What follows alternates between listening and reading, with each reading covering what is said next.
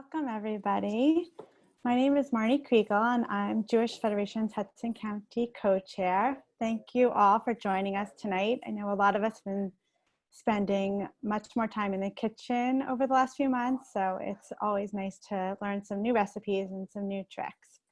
So before our program begins, I'd like to just share with you a little bit about Federation. What's always drawn me personally to Federation is our mission to serve the entire Jewish community and our ability and flexibility to really be where the needs are. And especially in this unprecedented pandemic, I've been extraordinarily proud of our ability to pivot. We've really done an outstanding job in assessing the needs of the community and then being able to allocate resources to those needs. To date, Jewish Federation of Northern New Jersey has distributed $530,000 for COVID-related needs, including direct economic relief, providing PPE to some of our beneficiary organizations, providing food to our food pantries and to seniors in need. Most recently, this month, we will be distributing 1,800 backpacks filled with school supplies to children in our community, including 400 in Hoboken and Jersey City. And we recently distributed 2,000 masks to the Hoboken Office of Emergency Management, with which they have then distributed to seniors in the community for their use. So it is also my pleasure now to introduce Chef Kelly. So we're very fortunate to be taught tonight by Chef Kelly of Hudson Table. Kelly's Salvadoran and Guatemalan roots have given her a love of food from an early age. Being raised in a military family provided her with the opportunity to travel and experience different cuisines, which can be seen throughout her universal style of cooking. After graduating the French Culinary Institute in 2007, Kelly fully immersed herself in the New Jersey and New York City restaurant scene, honing her skills in farm-to-table and seasonal fare. These days, she works as a private chef while continuing to make memories through food at Hudson Table. If you have any questions for Chef Kelly, please feel free to use the chat feature at the bottom of your screen, and she'll share your questions throughout the program. And now I'm very happy to turn the program over to Chef Kelly. Hi everyone. I've actually never had my bio read out loud to me, so that was kind of funny. As she said, my name is Kelly. I'm going to be your chef today. Thank you so much for having me. If you aren't familiar with Hudson Table, we are a culinary studio in Hoboken. Pre-COVID, we were doing in-person recreational cooking classes, date nights, just hang out with your friends. They're 3-hour events. And we run over 150 different menus. So on any given night, you could be making Italian food where you prepare 4 to 5 different recipes, and then you sit down at the end of it and you eat everything that you've prepared. So it's a lot of fun. Now we've kind of, as Marnie mentioned, sort of pivoting, we've pivoted very much in the last few months, and now we're doing outdoor dining. Meal kits to go. So if you know anyone in the area, or if you are in the area, please check us out. We're trying to stay as relevant as we can during this time. So any support we appreciate. So I want to kind of talk about the menu. I know a couple people picked up the meal kits, so you should, if you're cooking along at home, the hummus should be done, and just to be snacking as we go. So we're doing a farro tabbouleh salad, the shakshuka, and the baklava. So again, if you have any questions, feel free to unmute yourself and ask. It makes it a lot more fun for me. Otherwise, I just kind of talking to myself. So definitely jump in and we can chat. Otherwise, you can put any questions into the chat room, and I will try and get to those as soon as I see them. So let's get started. The first thing we do want to do is make sure that we have ovens on. So the oven needs to be at 350.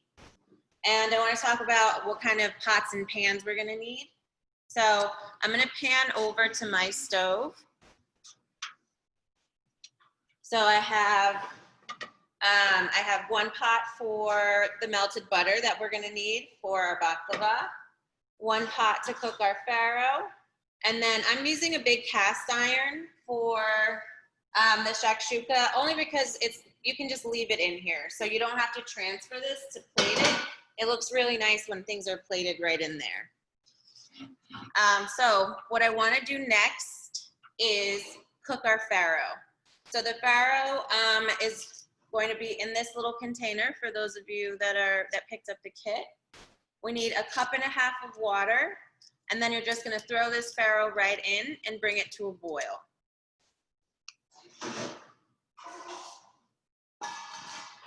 So similar to cooking rice, it just takes a little bit more water than rice does. The ratio is different.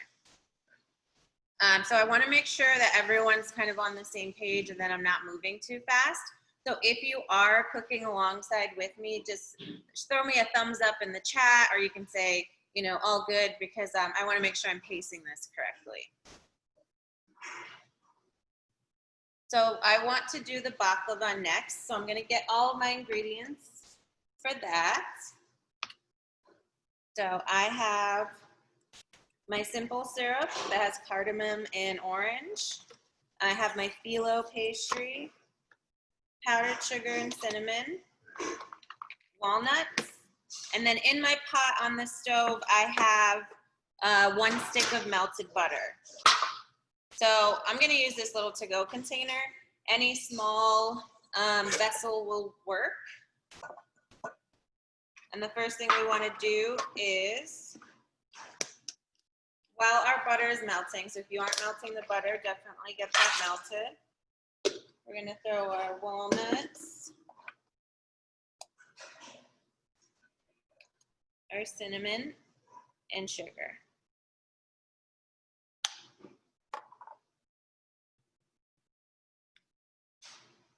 Okay, so I'm just catching up on the chat. Give me 1 second.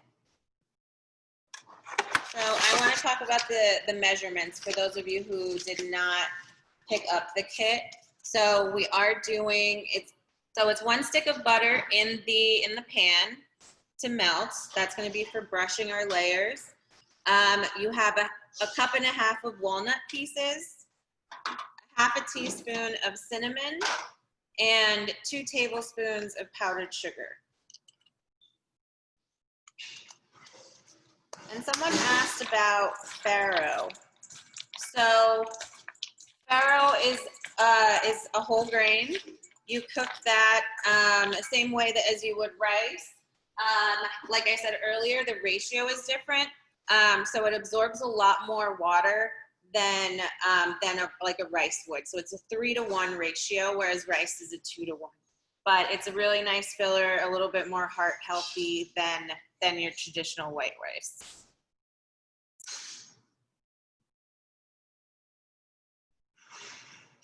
Okay, I have a question. How do you get the hummus as creamy as the store-bought? Okay, so that's a good question. So the hummus is basically tahini, lemon juice, garlic, oil. So to get it creamy, you just have to let it spin in your food processor for a lot longer than you think. We let it go for about 6 to 8 minutes. And then the tahini really gives you the creaminess. So that's sort of kind of a necessary ingredient, and olive oil. I know in our classes, people get a little bit shocked at how much olive oil does actually go in it, but that is what gives us that sort of luscious, creamy flavor. So it's all, I always say that the secret is butter and fat. So, all right, so now we have our walnut mix. So I have my cinnamon, the walnuts, and the powdered sugar.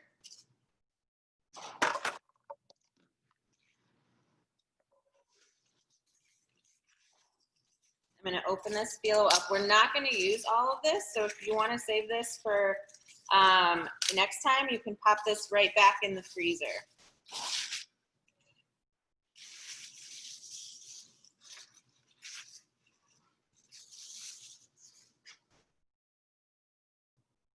And now, this is you're gonna cut this based off of the size of your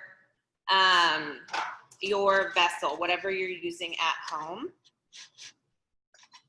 So I'm just gonna slice right along. And you should have about half of this left over.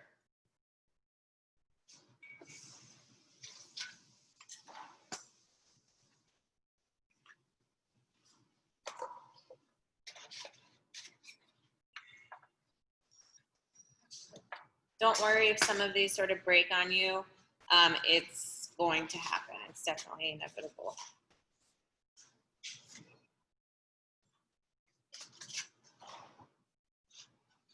All right, I just want to make sure everyone has their pot on.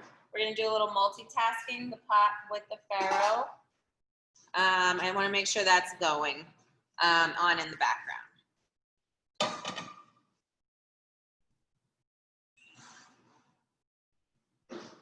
Okay, I have another question, 1 second. So the olive oil for this recipe, we used for 1 can of chickpeas, we use 1/2 cup of tahini and 4 tablespoons of fresh lemon juice.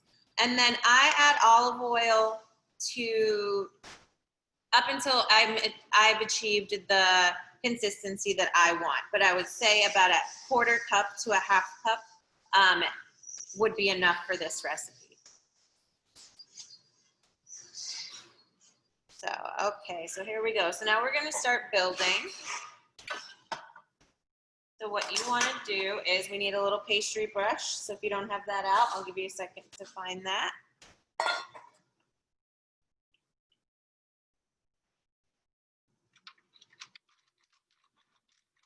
So I'm gonna brush the bottom of my my container here with butter to start. You are going to use all of the butter, so just a warning. And then we are going to start pulling apart these sheets. They're very thin and fragile, so again, don't worry if they break on you. That's okay. So what we're gonna do is add 1 sheet, brush that sheet with butter,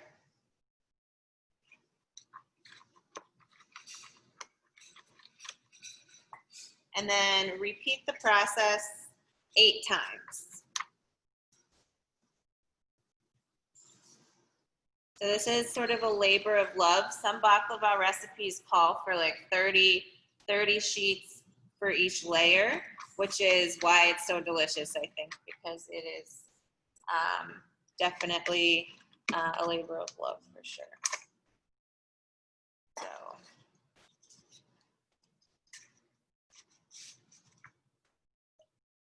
You can also use different kind of nuts for this recipe based off of preference, price. You can use pistachio, you can use walnuts.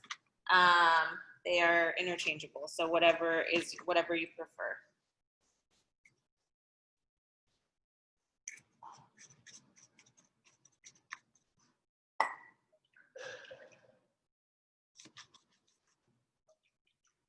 So after this, we're gonna pop this. The goal here is to have everything done around the same time. So that's what I actually hear is the most challenging thing for home cooks, is getting everything all done at the same time without something being cold or not ready. So the goal tonight is to pop this baklava in the oven, and then by the time we're done with everything else, that will be ready to come out. And we'll finish that. So, you know, dinner can be enjoyed, and then dessert will be ready when you are. So that is a goal for the night.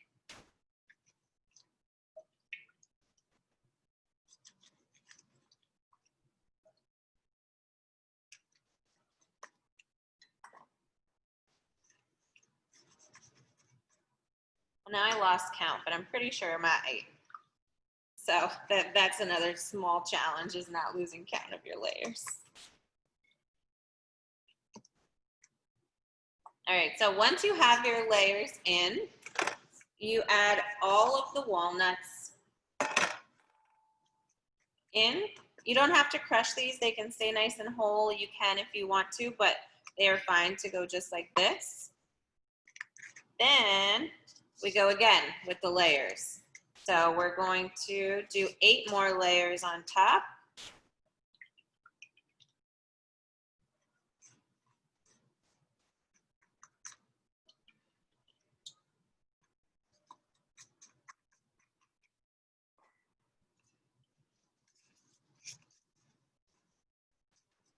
You can sort of press down as you go, so we really kind of compact those nuts in there.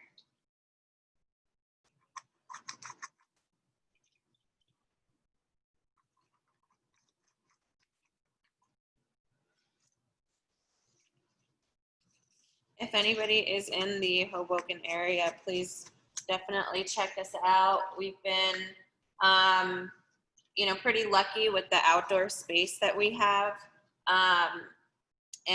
You know, we can truly be very, you know, the tables are very far apart. We have access to this vestibule here right next to us too, for, you know, just in case we hit some weather. So, and it's, you know, it's been a great experience in the sense that it's something that we've never done before. So it's been nice for the chefs to, you know, do something different too. So trying to make the best of it. So if you are around, please check us out.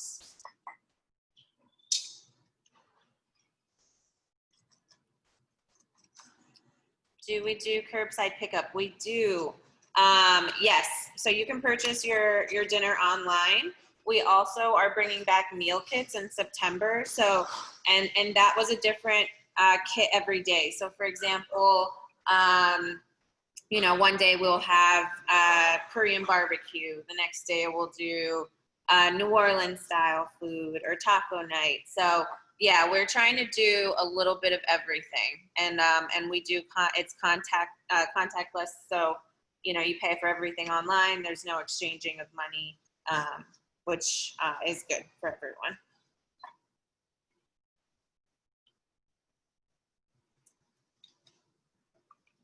And what's nice too that we're trying out is changing our menu weekly. So last week, for example, our dinner menu was seafood based. So it was oysters, scallops, clams.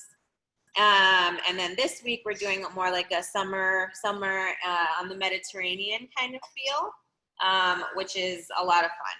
So it keeps it exciting. Okay. So I've got my layers here all set. So what I'm gonna do is score the top of the pastry. And what I'm gonna do is just to try and create small little diamonds. So I'm going in at an angle. And then I'll cross the opposite direction.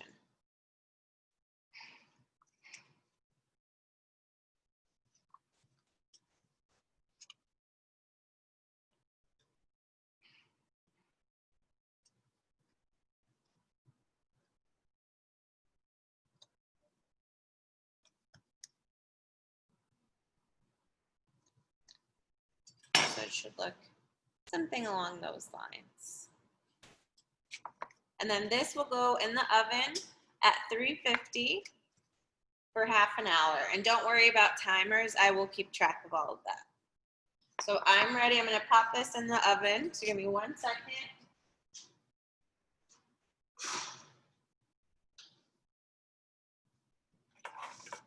And the syrup, we can put that to the side.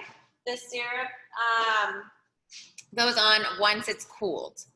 So now we have the baklava in.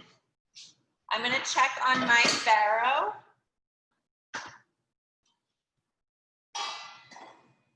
Not quite ready yet.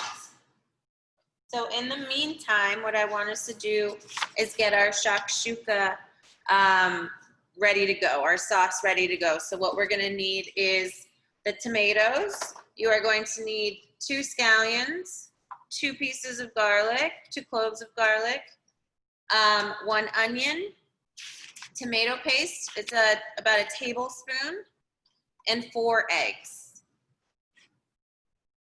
All right, 1 second. I had a question coming in. Should farro be totally soft or a bit chewy? I would say we don't want mushy, so you definitely want it to have a bit of a bite. So taste it as soon as it's to the texture that you like it, because it's a cold salad, so we don't want a mushy salad. Definitely pull that off the heat and get it into a bowl so it can cool down. My farro is almost ready, so it won't take very long because we are cooking such a small amount, so definitely keep an eye on it. All right, so back to the shakshuka. So we are, we're gonna start on that. So this is actually a really cool trick.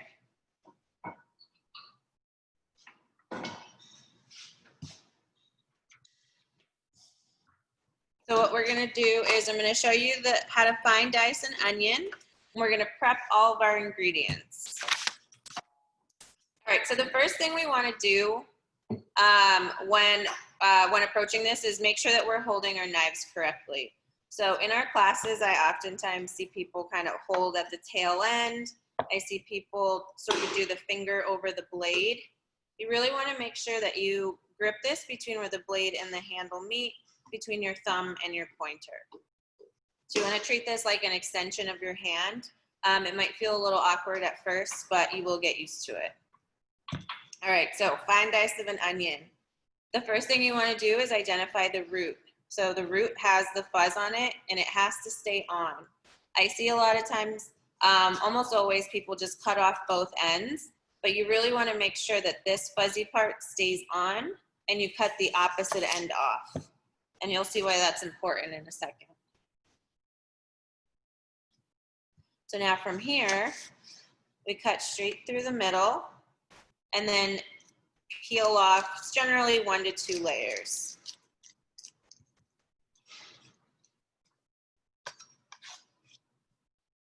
Okay, so from here, we go flat side down. You never want to cut from a rounded edge. So working flat side down, I'm going to hold this steady with my palm. And we're going to start by making planks going up to the root, but not through it. So these are about a pencil width apart. And again, just going up to the root, but not through it. The idea is to keep this intact. So now from here, we're gonna start near the root and start making slits going down. So again, try and keep these about a pencil width apart. Start near the root. And I'm not using the full body of this knife. I'm only using the front, because again, we want this to stay together. So it's still hanging on there for the most part. Now from here, what you want to do is bear claw your hands. And this is obviously to protect your fingers, but this is also your guide, okay? So I rest my knife against the first knuckle of my middle finger, and then using a forward motion, you get an even dice. So this will save you time and tears. The more you fuss with the onion, the more it releases its juices, and then that's what makes this cry. So if you have a way that you've been doing it, you know, certainly feel free to use that, but this does save you time. All right, so now I'm going to do the other half of my onion.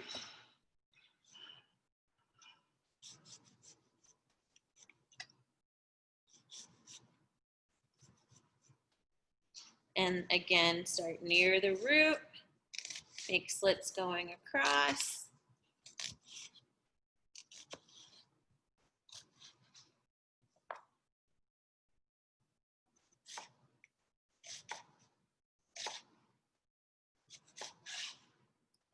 Okay, so at this point, I'm also going to just turn my stove on.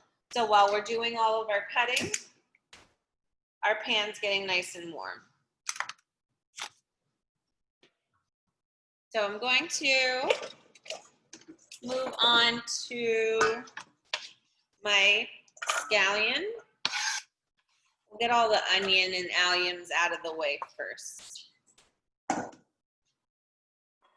So, scallion. I get this question a lot. How far up do you cut on the scallion? So this is a personal preference. The paler parts, the white section, is going to have a lot stronger of an onion flavor. Whereas as you get up to the sort of the light green, dark green, that is a more mild flavor, and that's why you see that used a lot as a garnish. So it's really just a preference. I really like the bite of a scallion, so I'm going to use the entire thing, but if you're a little bit more sensitive to it, you can certainly just focus on sort of the pale green up until it starts to look a little bit dry, which is near the top. And what we want to do here is sort of take this at an angle. Okay, we're going to cut these on a bias. So you want to bear claw your hand again, and using a rocking motion going forward, you'll get really nice long strips.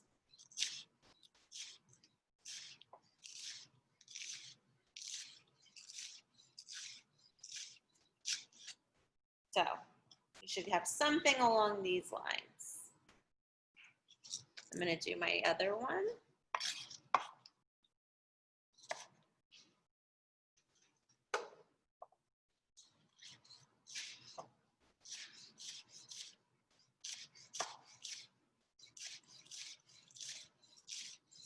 And if you'll notice, I'm using a rocking motion, so I'm not even lifting my knife off of the cutting board.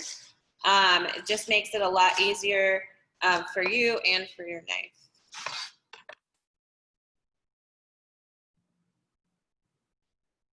Okay, I'm going to grab a container for that.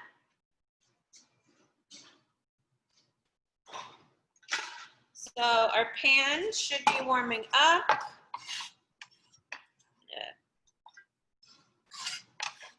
Get that out of the way. So let's do our garlic next. And this we're just going to mince. So an easy way to approach that is to just give yourself a couple big rough chops just to make it easier. We'll get rid of the little root section, the dark brown. And then we'll do again the same rocking motion. So back and forth. Clear your blade after a few passes.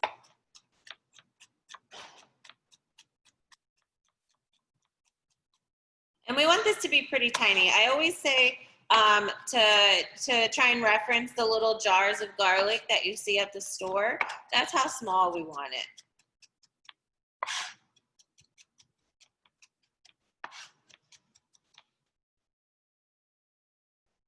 All right.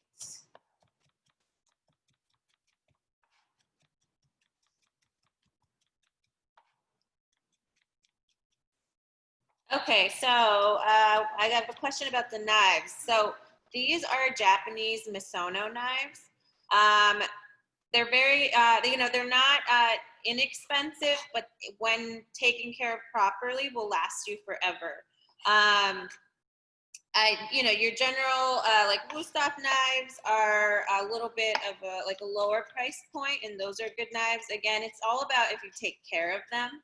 I'm not committed to one brand of knife, but I do think the global knives are inexpensive and good quality. So these knives are probably about $150, which, maybe not everybody, wants to spend or needs to spend, but it's all about taking care of them. And I always say you really only need like a good chef's knife and a paring knife and a serrated knife. The blocks are great and they look awesome, but you really only end up using a few of those, is what I've come to notice. I got another question about, what about a garlic press? So you can definitely use a garlic press in this situation, whenever. But the only thing I don't like about a garlic press is that you do lose some of the flesh in the actual, container that you put the garlic in. So that's the only downside, but it definitely works. So let's pan to the stove. I'm going to add olive oil to my pan. And I get this question a lot. How much oil do you add? So I try not to be married to specific measurements. What you always want to do is make sure the bottom of whatever pan you're using is covered. Because if there's not enough fat in the pan, your onions won't caramelize. And my rule of thumb is if they're not dancing in the pan, then they don't have enough fat. So we want these to really develop their natural sugars and turn sweet. And the only way to do that is by adding a sufficient amount of oil to your pan. So also, we want to make sure that we're seasoning as we go. So we're going to add some salt and pepper to every element of the cook process, of the cooked ingredients. So everything carries flavor. You don't want to wait until the end to start adding salt.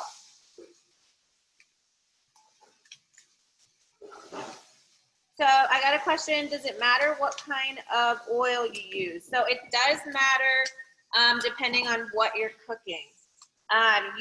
If you're cooking something that needs to get to a really high heat, something like searing chicken or searing a steak, you want to use a clear oil. Canola oil, sunflower oil, avocado oil. I use grapeseed oil at home. Those reach a higher smoke point than olive oil can. I tell people this a lot. Olive oil is not an all-purpose oil. It really only is for like light, low sautéing, stir fries, dressings, things like that. It doesn't get hot enough to sear a chicken breast or to fry in. You really want to make sure you're using a clear oil. But for us today, olive oil works, a clear oil works because this is sort of a gentle process. Okay, so we have our onions in. I'm adding my garlic.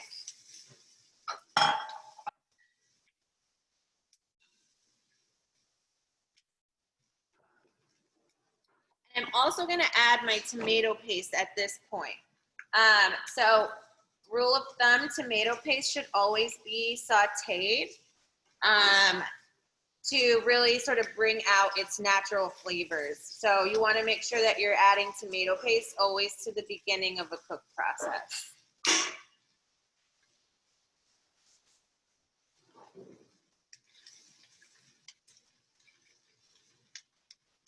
All right, so I'm going to let that toast up. My farro is done, so I'm going to get this off the stove.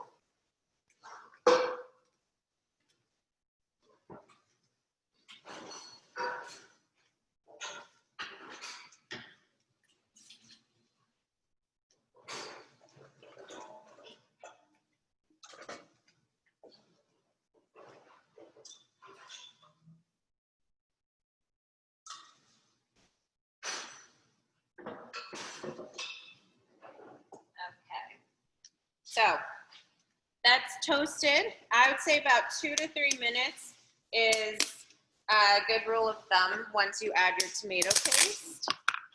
I'm going to add, this is about 4 cups of tomatoes.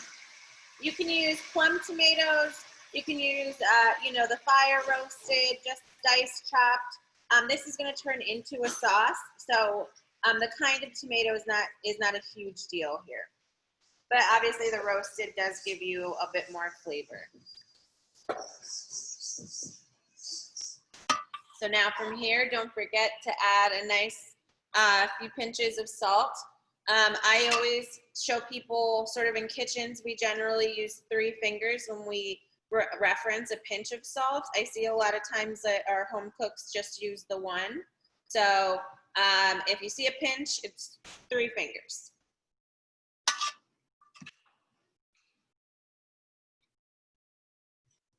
So we're gonna let this sort of cruise for a little bit.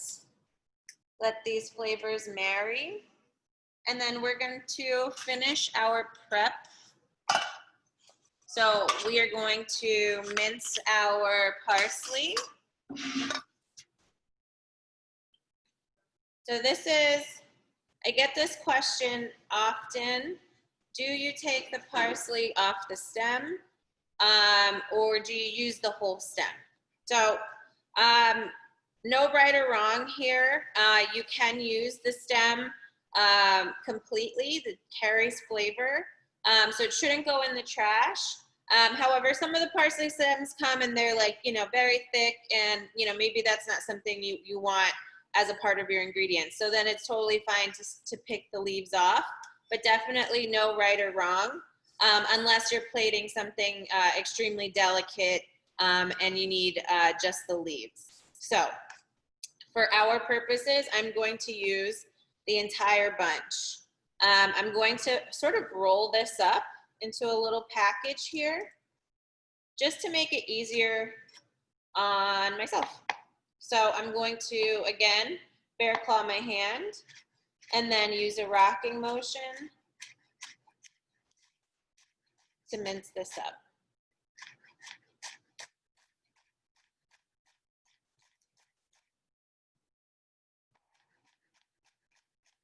And if you really, you know, don't like the idea of using the stems and, you know, you make soups or stocks at home, the stems are great to add to that.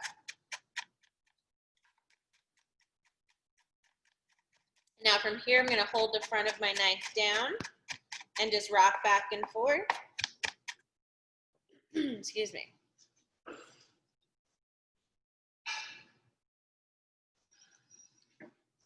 Okay.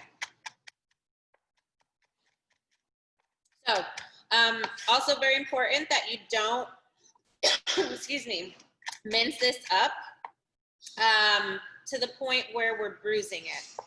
So you want to make sure if you start to see green sort of come to the bottom of your cutting board, you're done.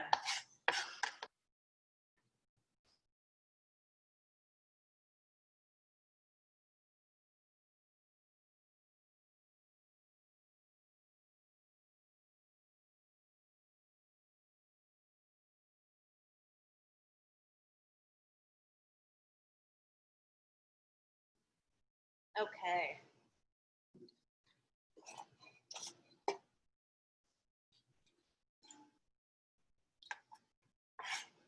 So this we will save. Parsley and scallion we will save until we are ready to eat. It's our garnish. So I'm going to put that away. I'm going to give my board a little wipe.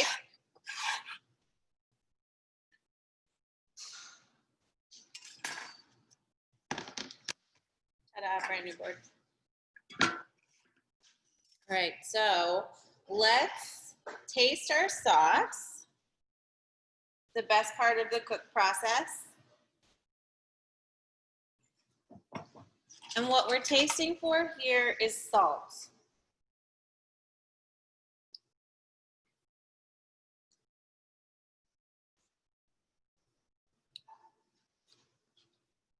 Mine actually just needs a pinch. So this is totally personal preference.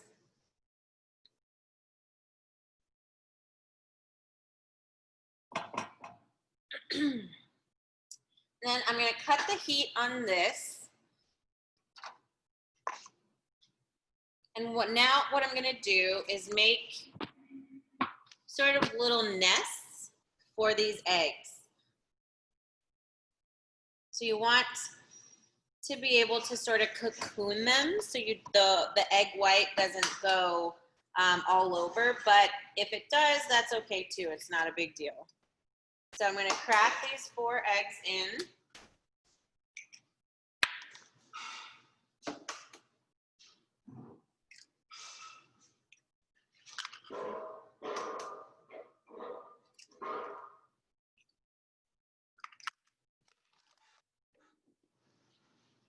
And I'm going to make sure I add a little salt and pepper to each one.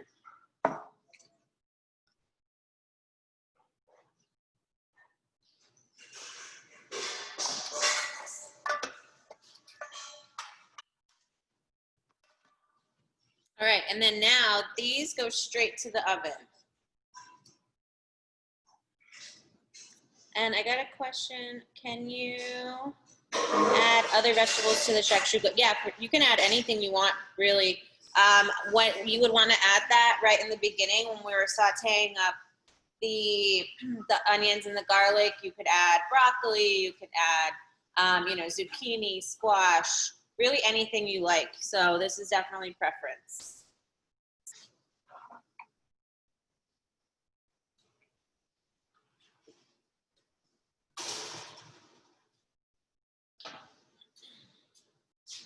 Okay, so now while that is in the oven, we are going to go back to our tabbouleh salad. So this is what you are going to need. So what we have here is some mint, about a half a bunch of parsley, a bunch of scallions. So I'm using 4. I have a poblano pepper on hand. Red pepper is what's called for in the recipe, but this is what we had, so no big deal. An English cucumber and olive oil. This we're gonna add, this is a half a cup. We're gonna add this little by little, so don't be alarmed if you're like, whoa, that's a lot. And then we have feta here. This feta we're gonna use half for our salad and half as a garnish for our shakshuka as well. So don't add it all to this process. Okay, so let's start with the cucumber. We want a small dice. So the first thing you want to do is give yourself a flat surface to work from. So I just cut off a little panel, and then now I have a base. Makes it easier and safer. So from here, I'm going to cut planks about a pencil width thick. So now from here, planks, flat side down, we're going to cut sticks. And then our sticks, we're going to cut into cubes.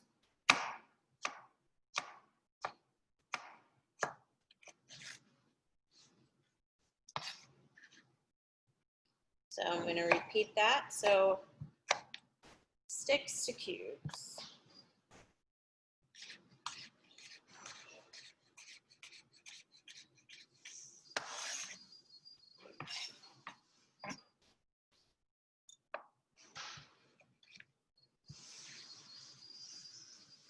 So the idea here is our salad will be done in the next 10 minutes.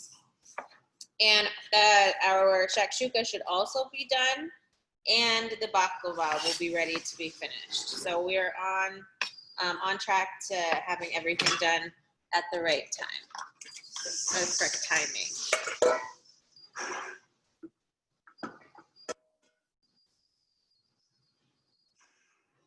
Let's see here. I have a question coming in. I once learned to not move the food on the cutting board with the knife blade as it dulls it. True.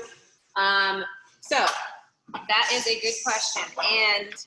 And so what you want to do is always angle your knife. So you're not, it's 100% true. If you just scrape along the board, you are going to dull it. So we always use it sort of as an angle, almost just like a scoop. But that's a good question. So I'm going to add this to my bowl.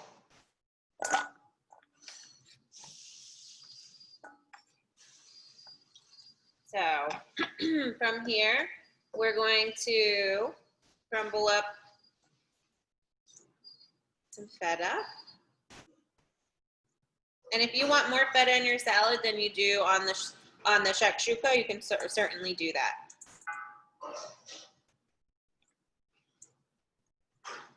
All right, so I'm going to stop there for now. I'm going to add my farro.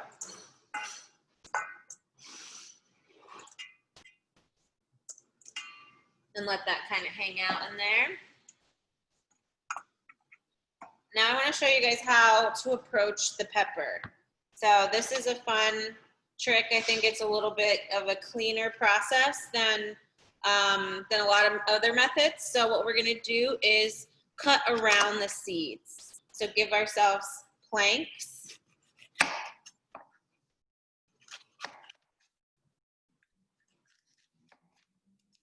And then we can just throw this whole chunk out.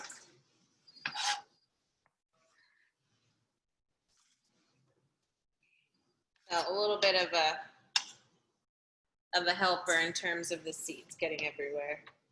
All right, so now from here, what I want to do is make small dice, sort of comparable in size to our cucumber.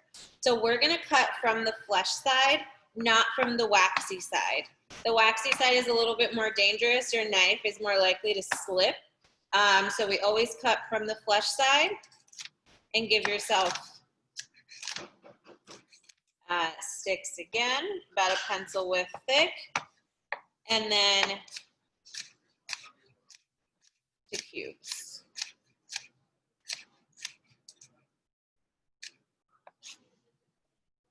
I'm going to add that straight to my bowl. You can add as much or as little as you'd like.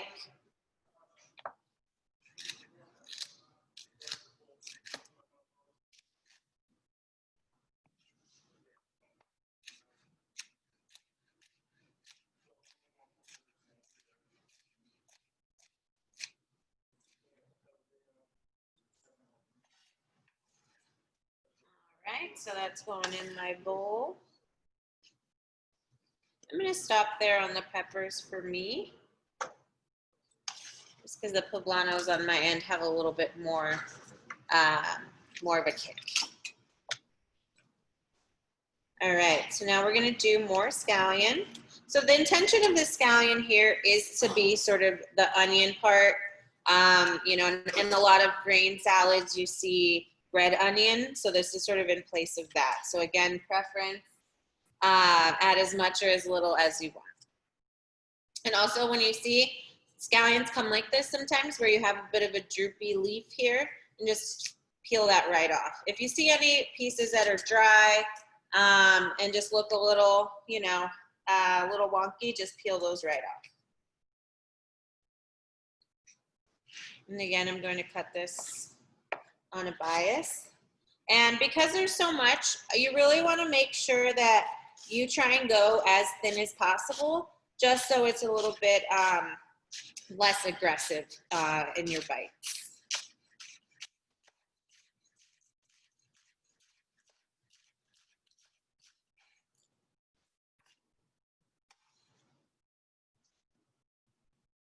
That's going straight in my bowl as well.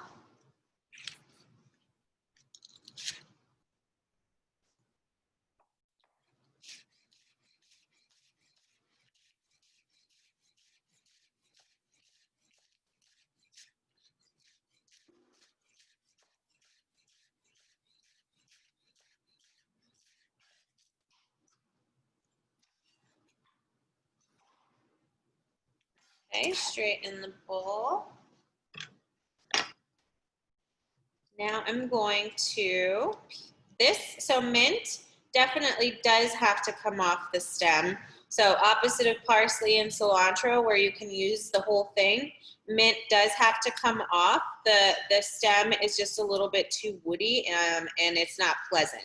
So I picked off about 6 or so leaves.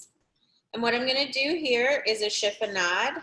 And so the easiest way to approach this is to stack your leaves together and give yourself a little bundle. So I'm just wrapping it up like a tube. And I'm going to, again, bear claw my hand and give myself strips. So the reason you want to do this is because mint and basil, which you would cut the same way, are just a little bit more of a delicate herb. They bruise very easily, so you really only want to cut them one time. If you keep going, they'll turn really brown. They'll start to lose their flavor, and the purpose of adding fresh herbs is to give you a brightness at the end of your dish. So that's why you always add fresh herbs right at the end. So we really want to make sure that we're delicate with the parsley. Oh, I'm sorry, with the mint, not the parsley. The parsley, you can be a little bit more aggressive.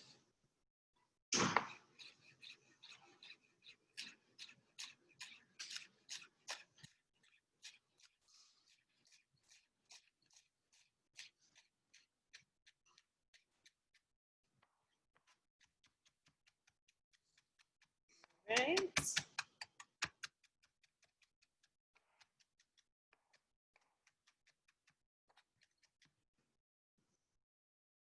Again, I'm going to add this all straight into my bowl, so it's looking really good already.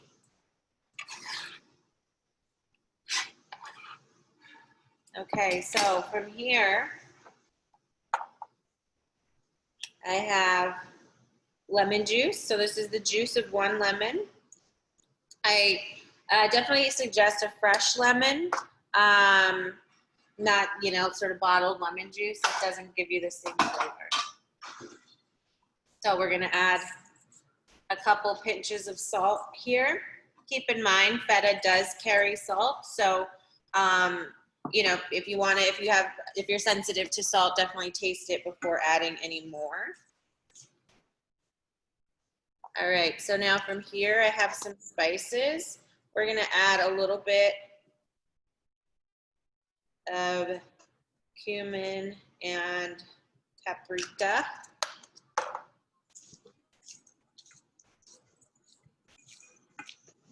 And then now we're gonna add olive oil. So this, I'm gonna start with half. We want our salad to be nicely dressed and to be, nice and wet. You don't want this to be too dry, but definitely add to your preference. I'm gonna go a splash more, so I would say about 1/4 cup of oil.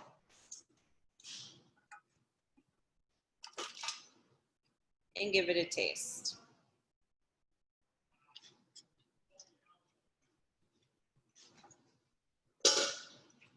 It tastes really good to me, so I hope yours at home tastes very good too.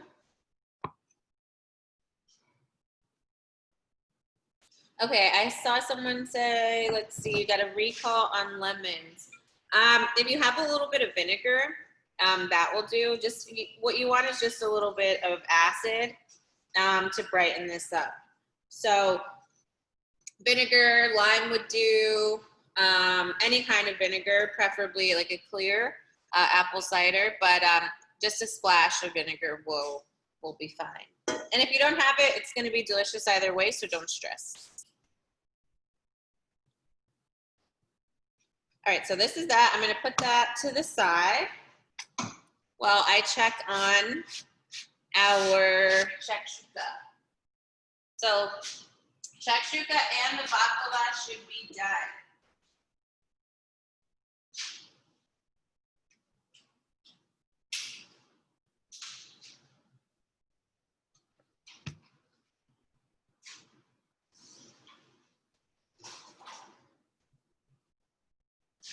So mine is done.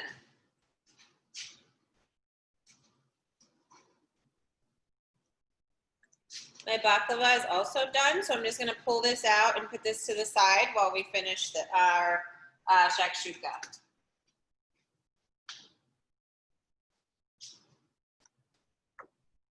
So let's go back to our feta. And before I forget to, so with these eggs, they're cooked till just a touch soft, but you can, if you don't like a runny yolk, you can cook these completely through. If you prefer a runnier yolk, you can always cook it less. So topped with my feta. Now I'm gonna sprinkle the scallion.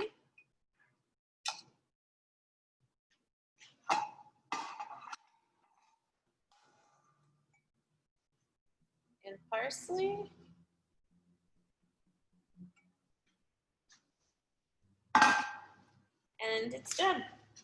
So it looks awesome. you know, the fresh herbs at the end, the feta is all going to be really, really nice all together. So you have your grain salad and your shakshuka. So actually a very healthy meal, and it'll be nice and light. So I'm going to put this to the side for a second while we finish our baklava.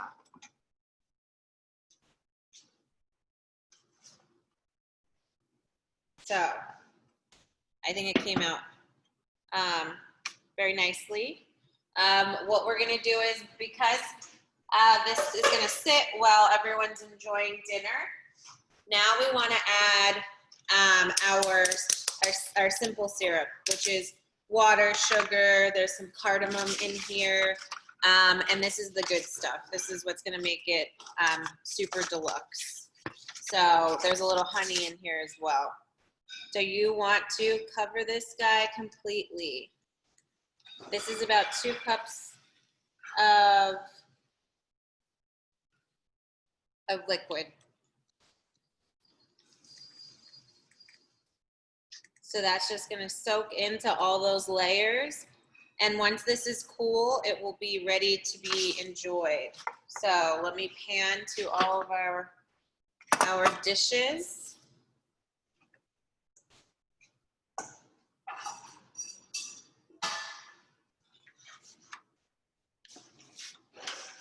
So next, I think we did pretty okay. Hopefully everyone else at home who's cooking along is doing okay. Please, you know, shout out any questions that you have that I wasn't able to answer. And enjoy. I hope you had a good time. Please check us out if you're in the area or if you have family in the area. We're doing these Zooms privately, obviously, so if you wanted to do one with just family and friends, we've been doing that too. We've done sort of a brunch style with about 5 to 7 different households all over. So definitely keep us in mind and check out our outside dining. So I hope you had a good time and you enjoy. Thank you so much. Okay, thank you so much, Chef Kelly. I really enjoyed that. I hope everybody else did too. Thank you. I really appreciated the knife skills tutorial, and I will say that even though I cook and bake a lot, have always been very scared of phyllo dough, so hopefully now I won't be as scared of it anymore. Yeah, and this is nice and easy, so I hope everybody does make it or tries it out, so you can do it. So, yeah. Thank you so much. Okay, so I hope everybody enjoyed that as much as I did. I want to just remind you that Federation has a lot of upcoming virtual events. I can't tell you about all of them, but I'm going to highlight a few coming up next week. We have an event about the hit HBO miniseries, The Plot Against America. We have a ladies' night where we're going to do charcuterie and cocktail making. And the week after that, there's a drive-in movie happening. Of course, none of this could happen without you, your participation, and your donations. So if you've already made a gift to the Federation, thank you very much. And if you haven't, I really hope that you will do so today or soon. Thank you very much again. Everybody stay safe, and we'll see you at the next event.